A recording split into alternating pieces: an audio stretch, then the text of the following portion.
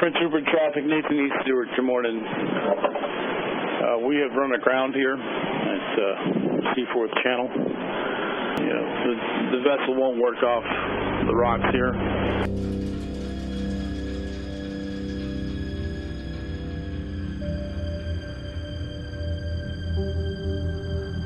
Pan, pan, pan, pan, pan, pan. All stations, all stations.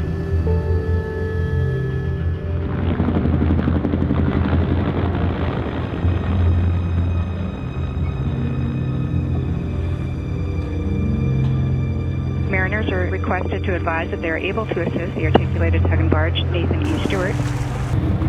We are on the rocks here. We are beating on the rocks here now. So he's grinding on the rocks now? He is.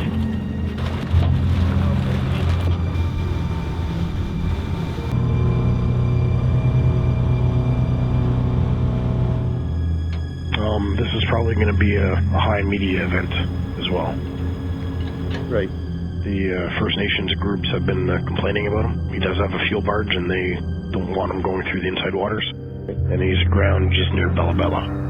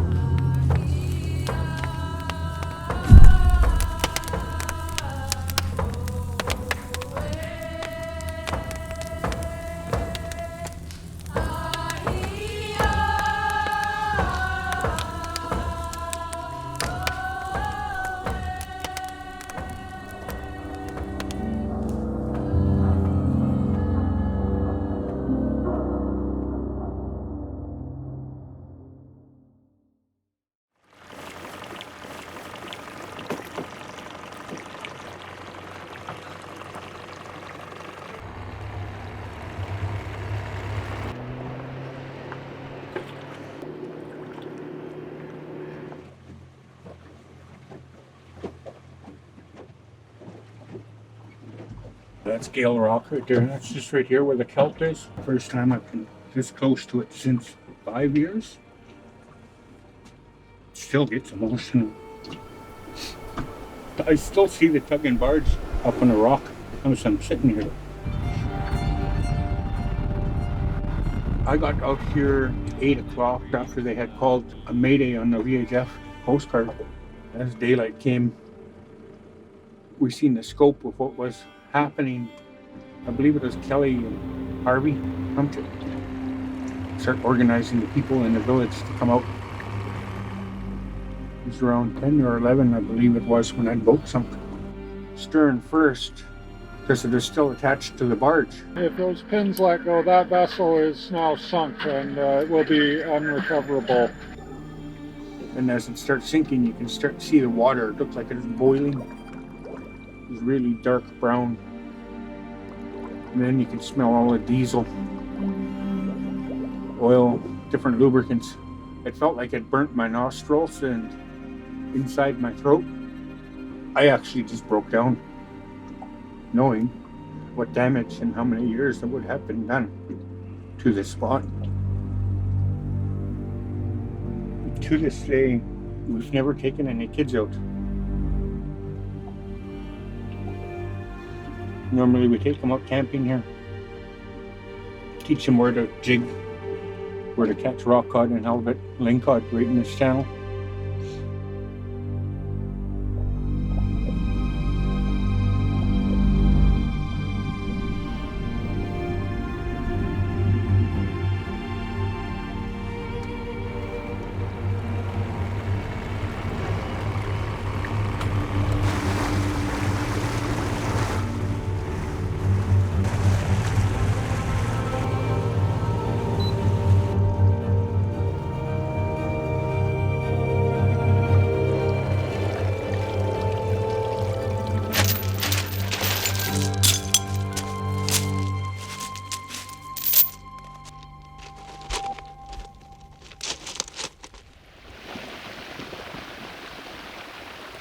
Ducks. Family of sawbills. They're probably eating little fish that big.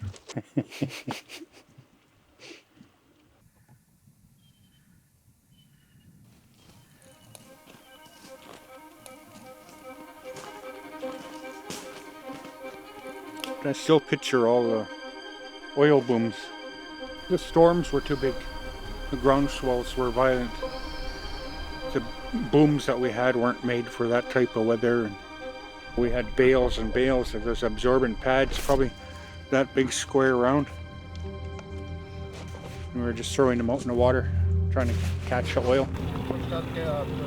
Strong smell of oil and diesel. Many of our people are getting headaches, feeling nauseous. It's worked its way past all the booms to the other side of the island. I told them from day one there that all these containment booms they're not holding anything. The tide is just so wicked there.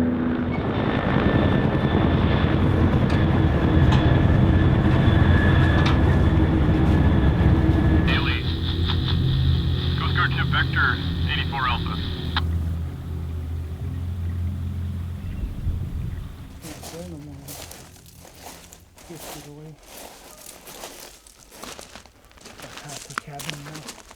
Yeah.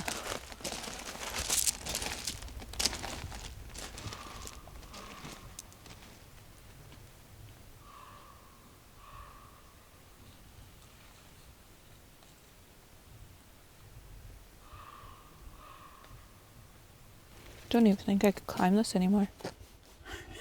I don't even remember how I did it. Oh look, there's licorice. Yeah. The reason why I started climbing up here is just to get the licorice for my dad and my uncle.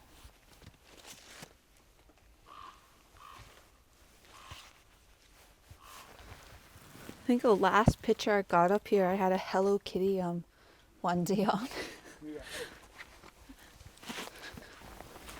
This is a licorice root. It was a treat for them just to have it. I think when they were younger, hey? And then when you got a little older and you couldn't climb up the tree anymore, Russell, you had to send Send other kids up to grab it. Or find a shorter tree. We would settle in for the day, get our tents up, beds ready. If it's nice out, we would go like swimming on the beach here. Me, my nan, and my mom would be in here getting the fire ready. Every summer we would come out here. Just having that was great. But after the oil spill, we never really came back here just because that's all we saw was the oil. That's all we smelt was the oil. I felt numb. I felt angry. I wanted to make sure that those guys knew how it felt to lose something so close to your heart. I was in school during the court case, but I did hear that we sued them pretty damn well. Their stories will never heal our land, but I'm going to heal from the hurt that they gave us. It's just going to take a lot of time.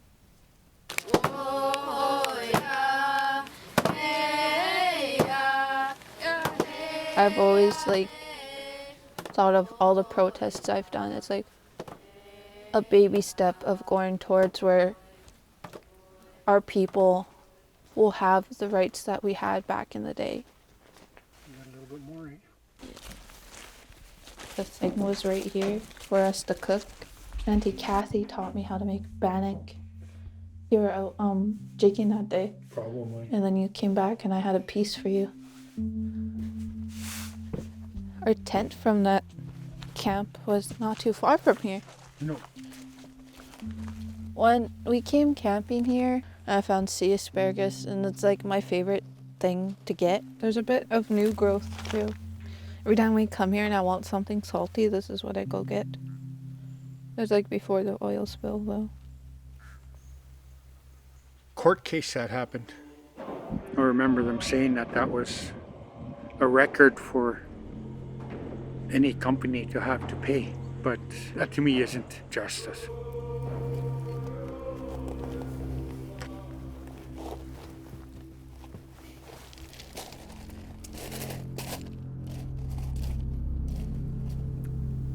Seeing the birds and hearing them is a good sign, but it feels different now. It's almost like the spirit is gone.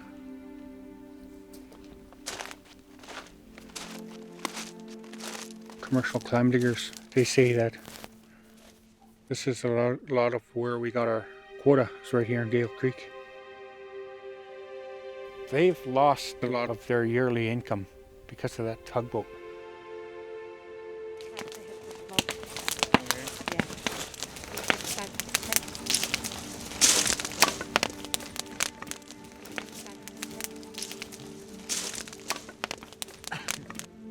I attended the burning for a bit, but it got like too much for me. And so I asked my dad to leave. It just hurts a lot. The sinking of the Nathan E. Stewart not only affected our small family, but all the families that come from this area. We all were affected by the spill. We found it very important to do a washing ceremony through the cedar ring. We want all of those and our community to feel a freedom, release some of the tension, some of the anger, and it is our custom to put it into the water where the ship went down and released its fuel and oil.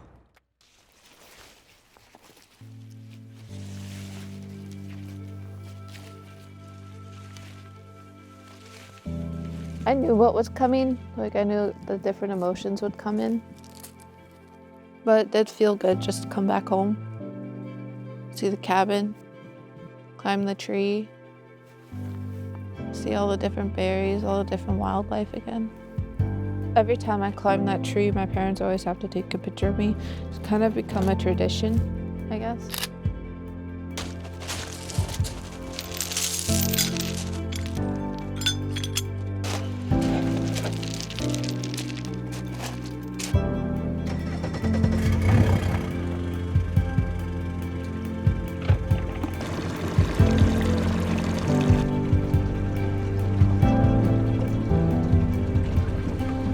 It felt like I let release a few things out that I needed to.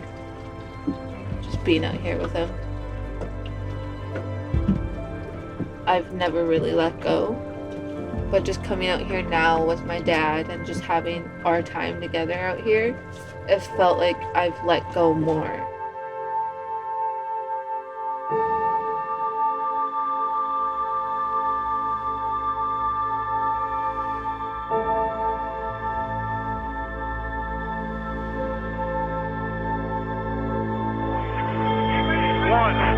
West. We just lost control of our barge.